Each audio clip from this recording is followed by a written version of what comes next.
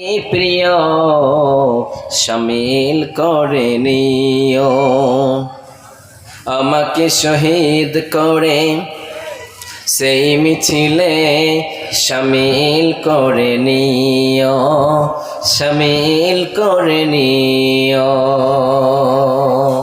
উপস্থিত আজকের সভার মহামান্বিত সভাপতি সাহেব, স্টেজে বসে থাকা উলামায়ে কেরাম, আমার সামনে বসে থাকা দূর দূরান্ত থেকে ছুটে আসা ভাই ও বাচ্চানেরা এবং পারদানাশী মা ও বোনেরা, সর্বপ্রথম সেই মহান আল্লাহ সুবহানাহু ওয়া তাআলার প্রশংসা করে গুণগান গাই যে আল্লাহ আমাদেরকে এই মহামান্বিত রাত্রিতে, এই গহীন রাত্রিতে একত্রিত হয়ে বসে কোরআন এবং হাদিস শোনার তৌফিক ইনায়াত করেছেন, তাই পড়ি আলহামদুলিল্লাহ।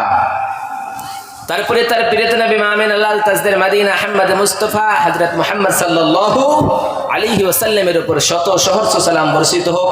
আল্লাহুম্মা সাল্লি আলাইহি, আল্লাহুম্মা বারিক আলাইহি। তাহলে ভাই ও আব্বাজানেরা, যিনারা বাড়িতে বসে আছেন, আপনারা আর বসে থাকবেন না, এই স্টেজে প্যান্ডেলের নিচে এসে বসুন এবং কোরআন এবং হাদিসের কথা শুনুন। বাজে কথা হবে না এখানে, শুধুমাত্র কোরআন এবং হাদিসের আলোচে সেই কথাগুলি হবে, আজুবাজু কথা বলে সময় নষ্ট হবে না। তাহলে পবিত্র কোরআন আল কারীমের একটি আয়াত পরিবেশন করেছি, সেই আয়াতটির নাম হলো আয়াতুল কুরসি। সবথেকে মহাগ্রন্থ আল কোরআন এর মতো কিতাব কোনো বই হতে পারে ভাই? হতে পারে? হতে পারে না। কোরআনের সমতুল্য কোনো কিতাব হতে পারে না। অন্য অন্য কিতাব দিয়েছে, কিন্তু আল্লাহ সুবহানাহু ওয়া তাআলা পবিত্র কোরআন আল কারীমকে সবথেকে মর্যাদাশীল, সবথেকে উন্নয়ন করে সবথেকে সম্মানিত গ্রন্থ আল কোরআন, এটাকে নাজিল করেছেন বিশ্ব নবী হযরত মুহাম্মদ সাল্লাল্লাহু আলাইহি ওয়াসাল্লামের উপরে। কেন কেন নাজিল করলেন? এই আবার কোরআন নাজিল করানোর পরে এই কোরআনের ভিতরে এমন একটা আয়াত দিলেন যে আয়াতের মর্যাদা, যে আয়াতের গুণ, যে আয়াতের সম্মান সব থেকে বেশি করে দিলেন আমার আল্লাহ। তাহলে আমরা এদিকে ওদিকে না বসে সামনে এসে বসুন এবং দু চারটা কথাগুলি শুনুন, শয়তানকে জায়গা দেবেন না।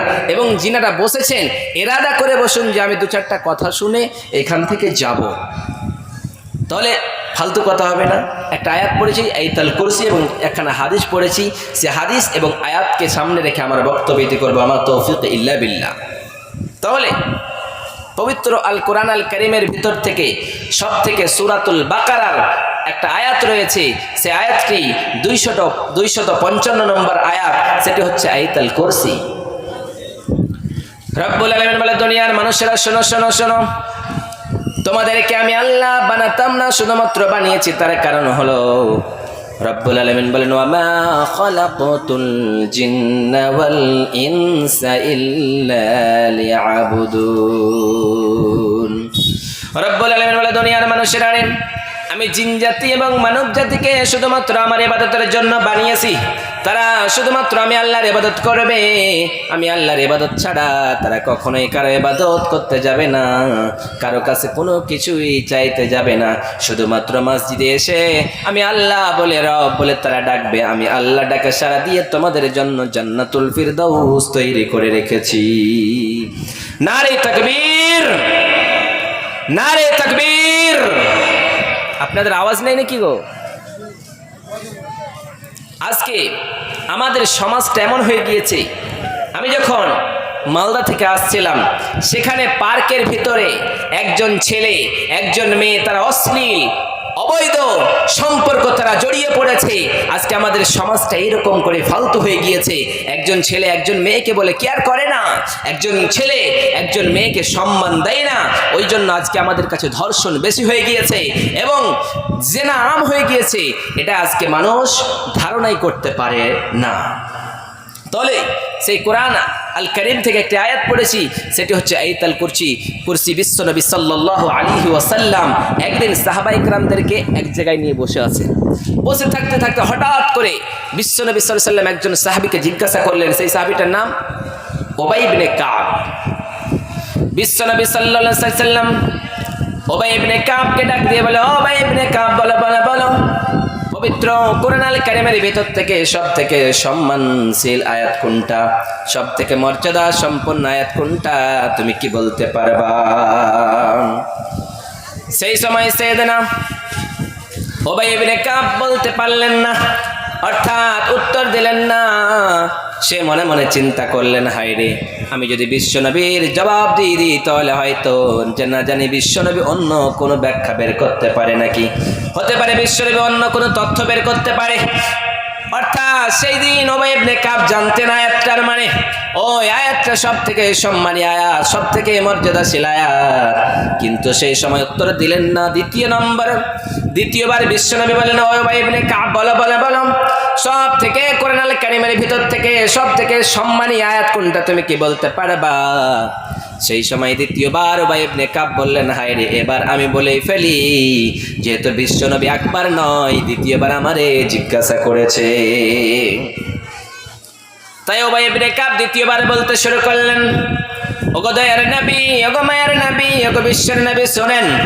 সেই আয়াতটি হলো সূরা বাকারার ভিতরে আছে 255 নম্বর আয়াতটা, সেটা হলো আয়াতুল কুরসি। বিশ্বনবী সাল্লাল্লাহু আলাইহি সাল্লামের সামনে যখনই বললেন, সঙ্গে সঙ্গে বিশ্বনবী তার মাথায় হাত দিয়ে বললেন, উবাই ইবনে কাব, তোমাকে আল্লাহ তোমার জ্ঞানের ভান্ডার রয়েছে, অর্থাৎ তোমার এখানে জ্ঞানে বরকত দিবে, অর্থাৎ তুমি একজন সম্মানীকৃত মানুষ। যেহেতু আমি নবী তোমার একটা প্রশ্ন করেছি, সেই প্রশ্নের জবাব তুমি দিয়েছো, আমি রাজি হয়েছি, আমি খুশি হয়েছি। অতএব বিশ্বনবী সাল্লাল্লাহু আলাইহি সাল্লাম বললেন, উবাই ইবনে কাব, বলো বলো বলো, সেই আয়াতটা কোনটা? সেই সময় উবাই ইবনে কাব বলেন, সেই আয়াতটা হলো আয়াতুল কুরসি। তার অনেক মর্যাদা আছে, তার অনেক গুণ রয়েছে, তার অনেক ফলাফল রয়েছে। সে আয়াতটা যদি আপনি পড়েন তা আপনি সে আয়াতের মর্ম বুঝতে পারবেন। আবার বিশ্বনবী সাল্লাল্লাহু আলাইহি সাল্লামের বর্ণনা করেন, বিশ্বনবী সাল্লাল্লাহু আলাইহি সাল্লাম বলেন, একজন সাহাবী সেই সময় বললেন, আমার বাড়িতে খেজুরের বস্তা ছিল, সেই খেজুরের বস্তা থেকে কে যেন খেজুরগুলো চুরি করে নিয়ে যায়, প্রতিদিন কমতে থাকে। সেই সময় আমাকে একজন শিক্ষা দিয়ে গেল, আয়াতুল কুরসি, তুমি যদি আয়াতুল কুরসি পাঠ করো তোমার ধনভাণ্ডার থেকে আজ পর্যন্ত কেউ নিয়ে যেতে পারবে না। ওই আয়াতুল কুরসির বর্ণনা, তার গুণ, তার ফলাফল, তার মর্যাদা অনেক কিছু রয়েছে, আমরা মানতে চাই না। ওই জন্য রব্বুল আলামিন নিজের পরিচয় দিতে গিয়ে বলেন, ও দুনিয়ার মানুষেরা, তোমরা কি আয়াতুল কুরসি জানো? ও আয়াতটার সম্পন্ন কি তোমরা জানো? হযরত আবু হুরায়রা রাদিয়াল্লাহু তাআলা আনহু তিনি বর্ণনা করেন, বিশ্বনবী সাল্লাল্লাহু আলাইহি সাল্লাম আমাকে কিছু যেন যাকাতুল ফিতরের মাল, অর্থাৎ যাকাতুল ফিতরের ধন সম্পদগুলি বিশ্বনবী একটা ঢের করলেন আর বললেন, ও আবু হুরায়রা, আমি তোমাকে এই ধন ভাণ্ডার থেকে তোমাকে দায়িত্ব দিলাম, এখান থেকে যাতে কমে না যায়। কি বললেন? এক জায়গায় যাকাতুল ফিতরের মাল রাখা ছিল, আল্লাহর নবী সাল্লাল্লাহু আলাইহি ওয়াসাল্লাম আবু হুরায়রাকে বলেন, আবু হুরায়রা, তুমি এই সম্পদের রক্ষণাবেক্ষণকারী, অর্থাৎ এই মাল যাতে হারিয়ে না যায়। সেই সময় আবু হুরায়রা রাদিয়াল্লাহু তাআলা আনহু তিনি যেন পাহারা দিতে শুরু করলেন। কি করতে শুরু করলেন? পাহারা দিতে শুরু করলেন। পাহারা দিতে দিতে রাত্রি হয়েছে, সেই ধন ভাণ্ডার থেকে, সেই মাল থেকে যেন একজন গভীর রাত্রি যখন হয়েছে, একজন এসে সেখান থেকে তার সম্পদগুলি লুটে নিয়ে চলে যেতেছে। সেখান থেকে হাতে করে ওঠায় আর নিজের চাদরে রাখে, নিজের ব্যাগে রাখে। এইরকম করে রাখতে রাখতে যখন অনেকটি নিয়ে নিয়েছে, আবু হুরায়রা দেখতে পেয়েছেন। যেমনি দেখতে পেয়েছেন, আবু হুরায়রা তার হাতখানা ধরে বলে, ও আল্লাহর বান্দা, তুমি কেন চুরি করো বলো? তুমি তো চোর, তোমাকে চোর বলে সাব্যস্ত করলাম। আমি কালকে তোমাকে সকালে বিশ্বনবীর দরবারে নিয়ে যাব, তোমাকে আমি কখনোই ছেড়ে দেব না, ছাড়বো না। তুই চোর, তুই চুরি করেছ। সেই সময় সেই চোর কাগতি মিনতি করতে লাগলো, ও ভাই, আমারে ছেড়ে দাও, আমার বাল বাচ্চা রয়েছে, আমার বিবি রয়েছে, আমার ঘরে সংসার রয়েছে, আমি অভাবের কারণে, আমি না খাওয়ার কারণে খেতে পাই নাই, তাই এর কারণে এসেছি, নচেত আমি চুরি করতে আসতাম না। এই জন্যই আমি চুরি করে নিয়ে গিয়ে আমার বাড়ির রান্না বান্নার কাজ করতাম, তাই এসেছি। সেই সময় চোর কাগতি মিনতি করতে শুরু করলো। যেমনি কাগতি মিনতি করতে শুরু করলো, সেই সময় আবু হুরায়রা বলতেছে, আমার অন্তরে মায়া হলো, আমার অন্তরে দয়া হলো। যেমনি দয়া হয়ে গেল, আমি ছেড়ে দিলাম। আমি যখন যখন চোরটাকে ছেড়ে দিলাম, সকাল হয়েছে, বিশ্বনবী আমারে ডাক দিতেছেন, ও আবু হুরায়রা, তোমার সঙ্গে রাত্রিবেলা কি অনর্থন ঘটেছে একটু কি বলবা না? সেই সময় আবু হুরায়রা বর্ণনা করেন, গত